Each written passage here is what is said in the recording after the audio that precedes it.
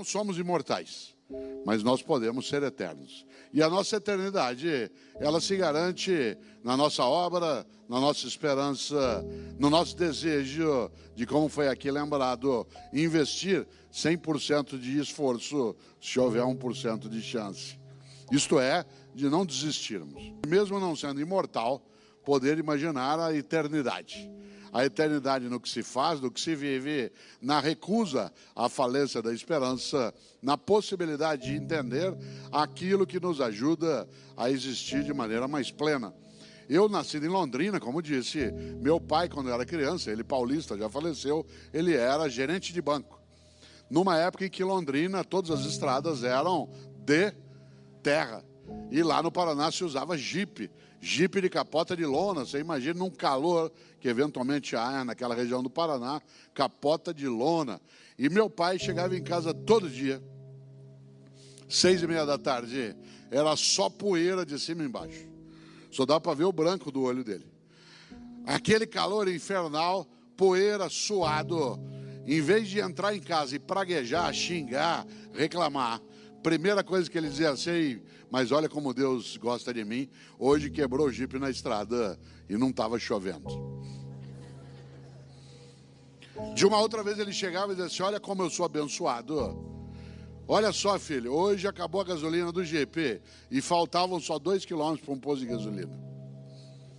Qual era a perspectiva ali? Não era fingir que os problemas não existiam, mas era não dar a eles uma dimensão que não tem que ser dado. Isto é, quando você olha uma porta, você sabe que ela tem fechadura e maçaneta. É preciso prestar mais atenção na maçaneta do que na fechadura. Embora quem quer abrir uma porta não pode desconsiderar que ela tem uma fechadura. Mas há pessoas que ficam tão obcecadas pela fechadura que não enxergam nunca a maçaneta e aí não abrem o que pode ser aberto. E nesse sentido, claro, a ideia de uma capacidade de ter a percepção do não desistir, de ir buscar, de procurar, é algo decisivo. Na vida é preciso ter esperança, mas tem que ser esperança do verbo esperançar. Porque tem gente que tem esperança do verbo esperar. E esperança do verbo esperar não é esperança, é espera. Eu espero que dê certo, espero que resolva, espero que aconteça. Isso não é esperança, é espera. Esperançar é ir atrás, é se juntar, é não desistir. Esperançar é ter uma postura ativa em relação àquilo que pode, inclusive, nos perturbar, como perturba estando vivo. Eu gosto muito de lembrar de uma situação que vivi há uns 5 anos em São Paulo. Estava eu num congresso da área de enfermagem. E quando terminou, havia um debate. 2.000 enfermeiras num espaço. E aí uma enfermeira, a hora que terminou a atividade, que ela veio para o debate, ela perguntou, pegou o microfone e fez uma pergunta que um filósofo gosta de responder. Ela virou e falou assim: professor, o que o senhor quer que fale sobre o senhor no seu velório? Pergunta funda. E eu aí dei uma volta, fui a Platão, Aristóteles, Heráclito, Parmênides, Anaxágoras, Anaxímenes, Pitágoras, Zenão. Falei, eu vou pegar essa enfermeira na volta, ela vai ver. Fui dando uma volta. Na hora que eu terminei, virei para ela e falei assim: e você? O que você quer que fale de você no teu velório? Ela falou, quero que fale assim: nossa, ela está mexendo.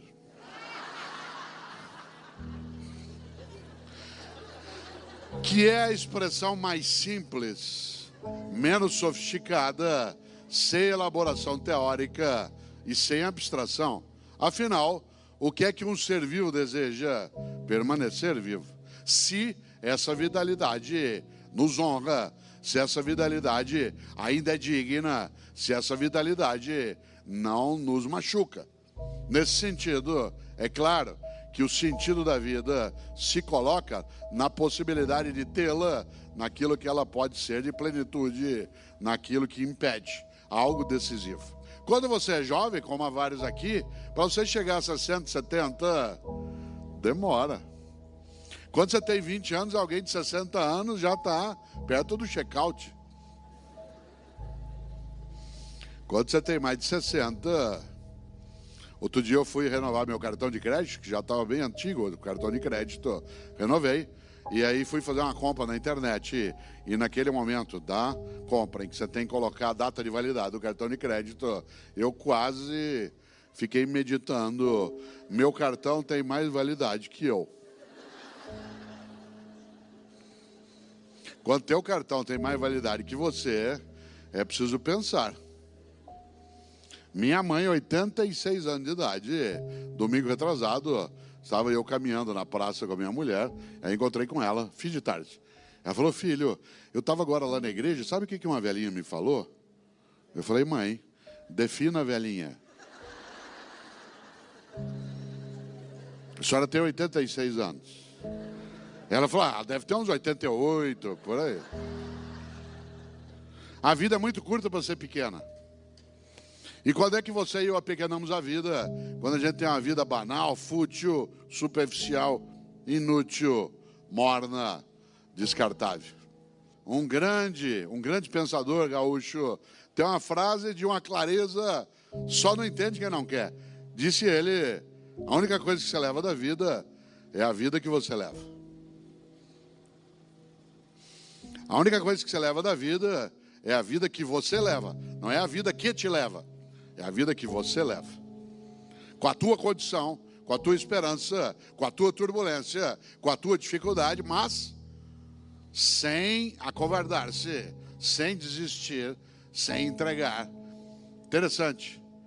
Essa expressão de Aparício Torelli, a única coisa que você leva da vida é a vida que você leva, ela se aproxima um pouco do grande poeta gaúcho, que é aquele sim que eu admiro mais, Mário Quintana, um homem estupendo. Todos esses que aí estão atravancando o meu caminho, eles passarão, eu passarinho.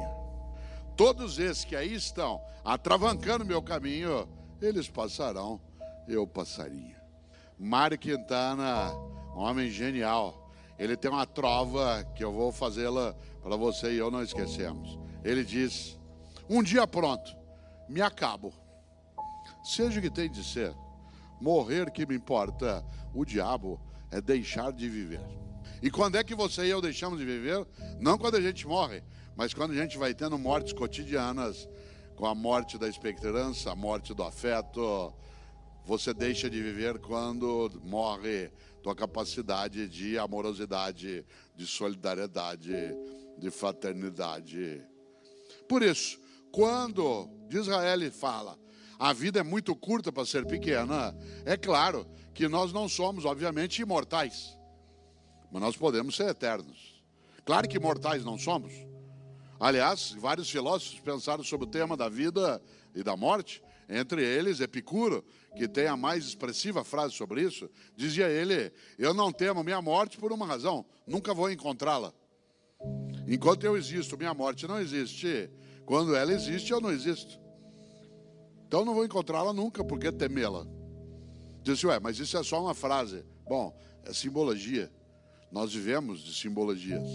Ou o de Allen, que disse, eu não tenho medo da morte, eu só não quero estar lá quando isso acontecer.